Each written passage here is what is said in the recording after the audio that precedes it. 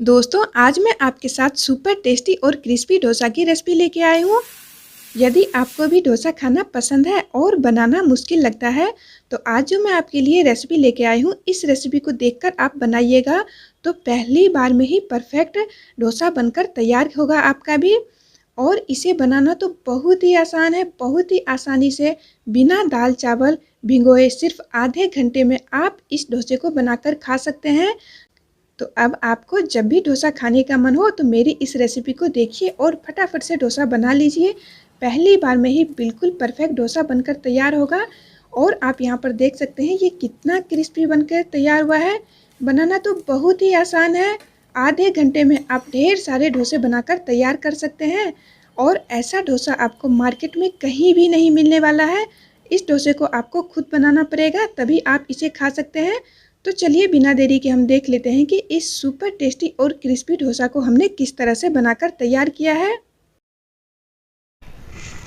नमस्ते दोस्तों, एक बार फिर से आप सभी का हमारे चैनल में बहुत बहुत स्वागत है। तो चलिए आज की रेसिपी शुरू करते हैं। यदि आपको हमारी वीडियो पसंद आती है तो प्लीज़ एक लाइक भी ज़रूर कर दें।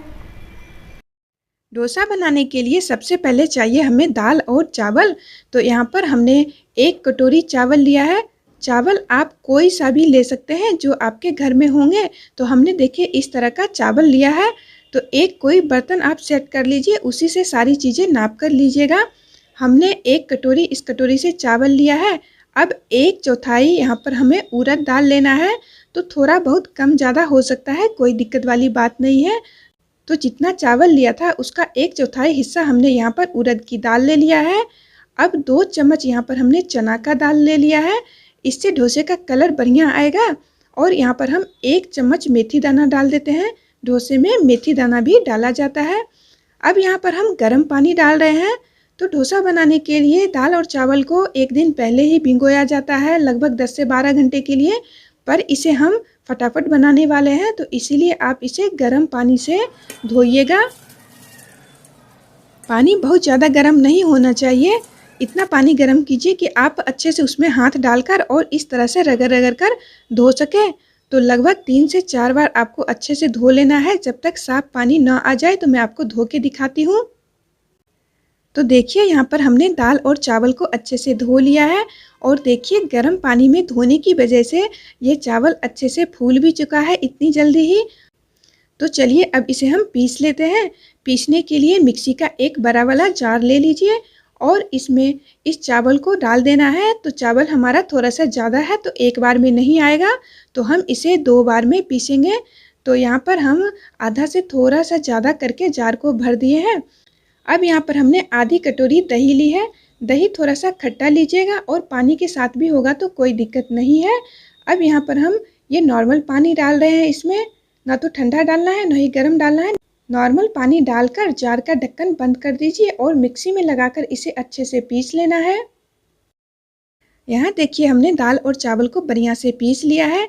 जब ये अच्छे से पीस जाते हैं फिर भी आपको मिक्सी को 2 से 3 मिनट चलाते रहना है, क्योंकि हमने दाल और चावल को भिगोया नहीं है। तो इसका बहुत ही बारीक सा पेस्ट तैयार करना है। इसमें कोई भी दाना दाना नहीं होना चाहिए। और बाकी के जो दाल चावल बचे थे उसे भी हमने जार में डाल दिया है। और फिर से हमने इसमें उसी कटोरी से आधी कटोरी पानी डाली है जिससे हमने चावल लिया था। अभी इसमें हमें दही नहीं डालना है। पहली बार जो हमने पीसा था उसी में दही डाला है। 1 मिनट चलाते हुए मिक्सी को रोकिए और फिर से चलाइए। इस तरह से करके 4 से 5 मिनट आपको मिक्सी को चलाना है। और इस तरह से बिल्कुल बारीक सा दाल चावल को पीस कर तैयार कर लेना है। तो यहाँ पर मैं आपको दिखाती हूँ।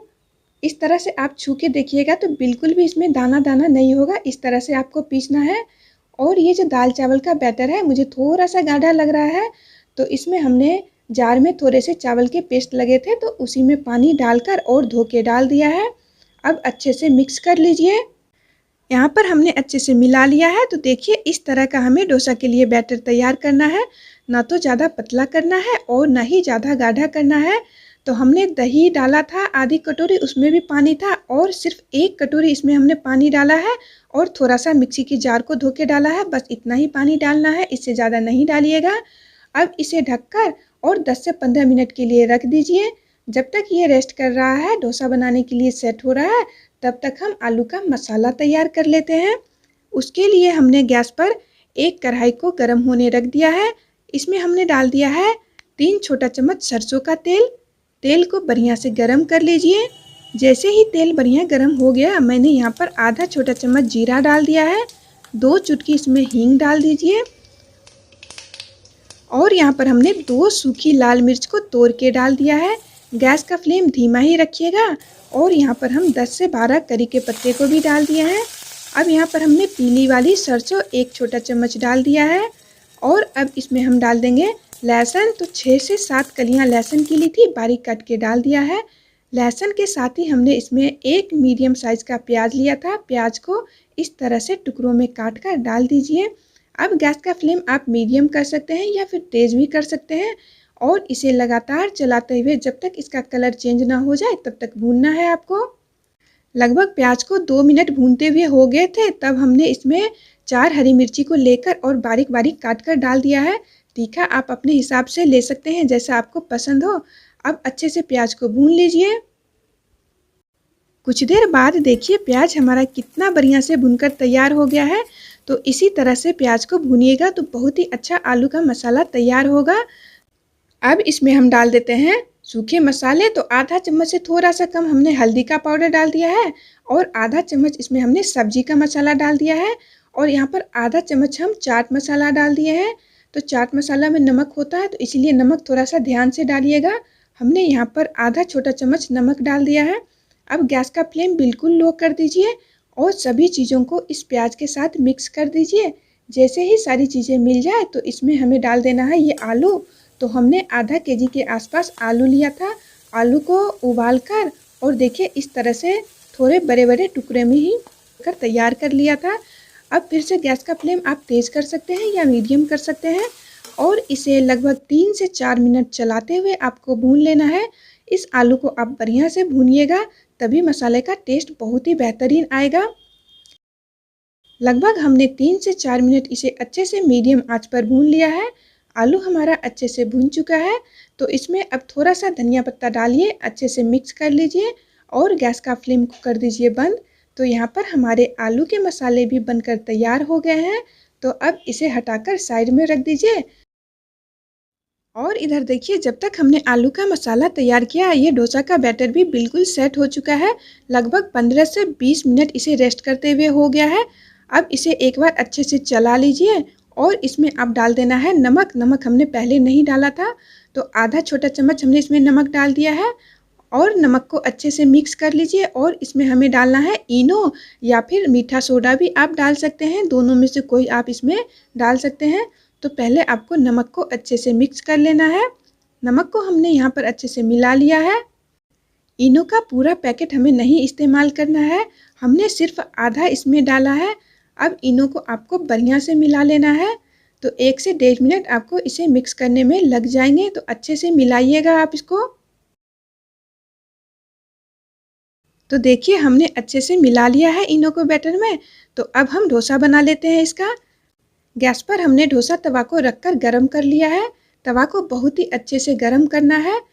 जब तवा अच्छे से गरम हो गया तब हमने यहाँ पर 2 बूंद तेल डाल दिया है। रिफाइंड तेल था ये।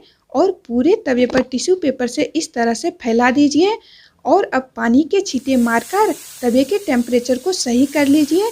अगर तवा ज़्यादा गर्म होगा तो इसमें आप बैटर डालोगे तो वो पूरा चिपक जाएगा, और यदि कम गर्म होगा तवा तो आपके डोसे क्रिस्पी नहीं बनेंगे, बिल्कुल नरम नरम बनेंगे। अब एक कड़छी बैटर को लीजिए और तवे के ऊपर डालकर इस तरह से आराम से आपको फैला देना है। जब बैटर डाल रहे हो तवे पर तो आपको गैस का फ्लेम मीडियम रखना है और जैसे ही इसे आप फैला दें तो गैस का फ्लेम तेज कर दे। तो इस समय आप वीडियो को बिल्कुल भी स्किप नहीं कीजिएगा, क्योंकि इसी बैटर से आपका डोसा क्रिस्पी और सॉफ्ट दोनों तरह के बनेंगे। तो आपको टेम्परेचर का ध्यान रखना होगा। जब डोसा का बैटर आप तवे पे डालते हो तो गैस का फ्लेम मीडियम रखें। जैसे ही डाल देते हैं गैस का फ्लेम बिल्कुल तेज़ कर देना है, तभी आपके डोसे क्रिस्पी बनकर तैयार होंगे। नहीं तो सॉफ्ट एकदम नरम से बनकर तैयार होंगे तो फिर वो अच्छे नहीं लगेंगे खाने में। और यहाँ पर देखिए जब डोसा की ऊपर की पूरी सतह सूख जाए तो ऊपर से इस तरह से हल्का हल्का आपको तेल लगा देना है और गैस का फ्लेम हमेशा तेज़ ही रखना है आपको। तवा मेरा थोड़ा सा बड़ा है तो हर तरफ इसको घुमा घुमा के जब तक डोसे के ऊपर हल्का सा ब्राउन कलर ना दिखने लगे तब तक आपको डोसे को अच्छे से तवा को घुमा घुमा के पकने देना है। इस तरह से तवा को घुमाते जाइए और कुछ ही देर में आप देखिएगा कि इसके ऊपर ब्राउन सा कलर दिखने लगेगा। तो यहाँ पर देखिए थोड़ा थोड़ा ये होना भी शुरू हो गया है। अब इस तरह से करते हुए इसे निकाल लीजिए और मैं आपको पलट के भी दिखा देती हूँ कितना बढ़िया कलर आया है। मार्केट से भी बहुत ही अच्छा डोसा आप घर में बनाकर तैयार कर सकते हैं।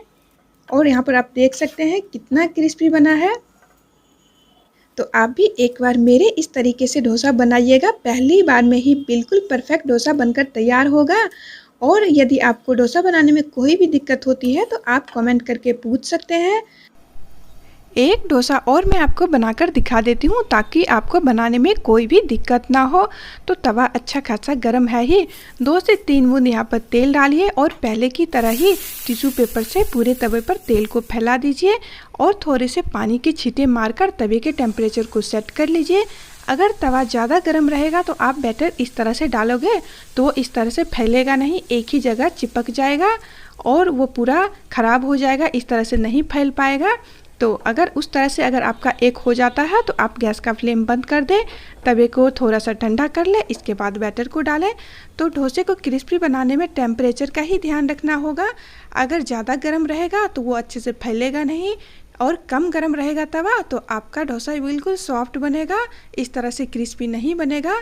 तो 1-2 बार आप इस तरह से करके देखिएगा तो आपका भी बिल्कुल परफेक्ट बनने लग जाएगा। तो आप इस वीडियो को ध्यान से देखकर एक बार इस तरह से डोसा को ज़रूर बनाइएगा। उम्मीद करती हूँ आपसे भी बहुत ही परफेक्ट इसी तरह का क्रिस्पी बनकर तैयार होगा। और यदि आपको कोई भी दिक्कत होती है तो कमेंट बॉक्स आपका ही है, आप कमेंट कर सकते हैं उसमें। तो इस डोसे को आप सांभर के साथ, मूंगफली की चटनी के साथ या फिर किसी भी अपनी मनपसंद चटनी के साथ खा सकते हैं। तो बनाइए, खाइए और कमेंट करके बताइएगा आपको कैसी लगी। अगर वीडियो पसंद आई तो प्लीज़ एक लाइक कर दे। यहाँ तक बने रहने के लिए आप सभी का बहुत बहुत धन्यवाद।